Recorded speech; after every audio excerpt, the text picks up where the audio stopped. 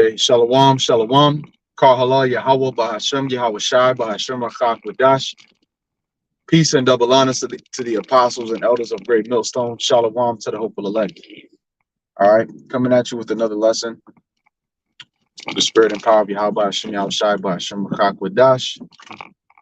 And just meditating on different lessons that brothers are putting up about being circumspect, and you know, it's beautiful how the spirit works, because it went from being about the things going on into the Middle East, and then the Lord brought it all the way back around to us, and how what's going on over there is tying into how they're really want to come for us. Okay, they want to tie us in. For years and years and years, they've been seeking to tie us in with Islamic extremism, which over and over and over again explained and made it a point to say that we have nothing to do with that. We don't believe in their philosophy. We believe in the Holy Scriptures, and all we do is teach the Holy Scriptures and what is written in the Bible, and what we believe is going to happen through the spirit and power of our power. All right, His name is Yahweh, and His Son's name is Yahweh Shai. All right, and the Scriptures mentions that if this in the book of Acts, it mentioned that if this was to work, if this work is of men, then it will come to naught. Okay, so for you so-called Christians out there that want to seek to persecute us, because that's how they really, the main ones that they use to persecute us are a bunch of Christians like Vocab Malone, right? And what they do is they'll say, you know, they'll use, they'll use subversion and different tactics, okay, to try to tie us in with these different philosophies. All right, which again, we made it clear over and over again, we have nothing to do with these philosophies. So just being circumspect overall, and being mindful of how we deal with certain people, whether it be at work, whether it be outside of work. To be honest, man, at this point, we should just be, for the most part, with these people that are in the world, you see that they're attached to this world, don't even bother trying to wake them up. Just play dumb. Like Apostle Paul, for example, when he spoke to King Agrippa, he was using subtle language. Okay. I was dealing with somebody, with a certain individual at work today, and they were closely tied in with the whole situation that's going on out there. They were, all involved with it, and I was just acting like this is the first time I'm hearing about this. Like, I'm uncertain, like, oh, wow, that's crazy. That's really happening. Oh my goodness. Well, I heard a little bit about this and that. I've been working so much, I haven't known. Oh wow, yeah, that's a shame. I can't, but that's a tragedy. You know what I'm saying? It just not full of knowing damn well I know about what's going on. Videos about these things, but the point being, man, we got to be circumspect. All right, we got to be circumspect. All right, and they're gonna use a lot of these Christians. Okay, they're gonna use. The scriptures talk about the false prophet that was causing them to get the mark in the book of Revelation. So we know that they're going to use the churches to get these our people into that, and part of getting them to take the chip is turning them away from us, which is the spirit and power of Yahweh Hashem Yahweh Shai moving through us to warn them. So by demonizing us, they're demonizing the message, which is really a warning to the nation of Israel of what to do in the time of trouble, to not to take that charagma.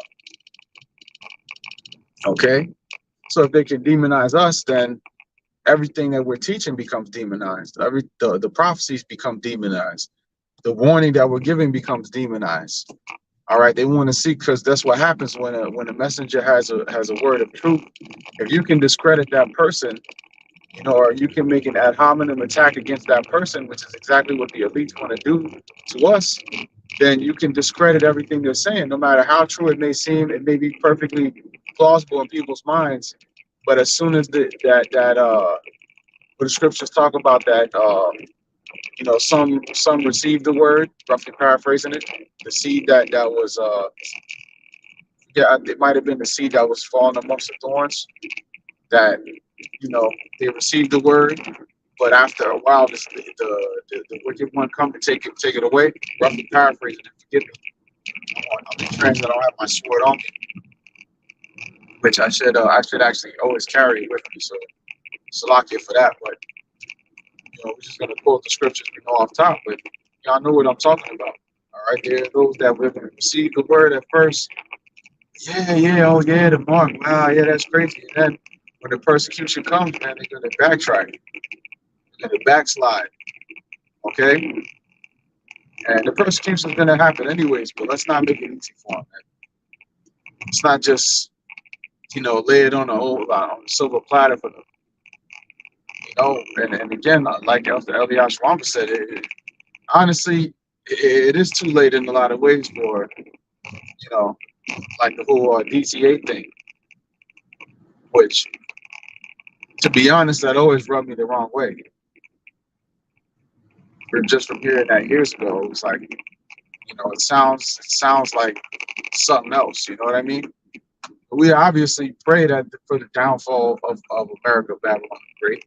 But when you say it like that, it could be misconstrued as something else. I'm just gonna say it like that. So it ain't really wise to be saying it ain't wise to be saying that, period, right now at this stage in the game, especially. So everything that we do and say is going to be closely monitored. So we got to move with wisdom, and I'm exhorting myself, man, with every situation that we deal with, whether it be work, outside of work, the scriptures mention to walk with wisdom towards those that are without. All right, the Lord said, "Be wise as serpents and harmless as doves." All right, so if we know that the Lord, a lot of times we try to take vengeance into our own hands, in the sense of, well, I gotta curse this person out, or I gotta set them straight.